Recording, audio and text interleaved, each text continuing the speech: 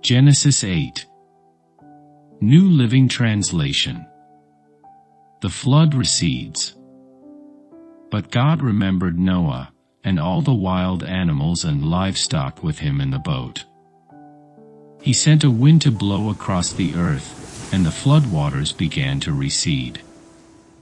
The underground waters stopped flowing, and the torrential rains from the sky were stopped. So the floodwaters gradually receded from the earth. After 150 days, exactly 5 months from the time the flood began, the boat came to rest on the mountains of Ararat.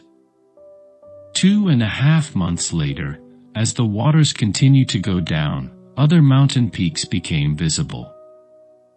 After another 40 days, Noah opened the window he had made in the boat and released a raven.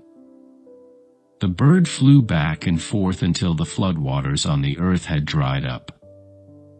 He also released a dove to see if the water had receded and it could find dry ground.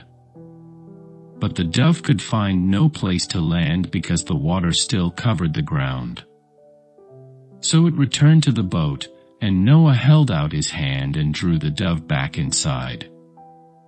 After waiting another 7 days, Noah released the dove again. This time the dove returned to him in the evening with a fresh olive leaf in its beak. Then Noah knew that the floodwaters were almost gone.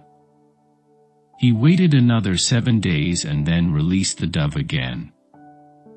This time it did not come back. Noah was now 601 years old.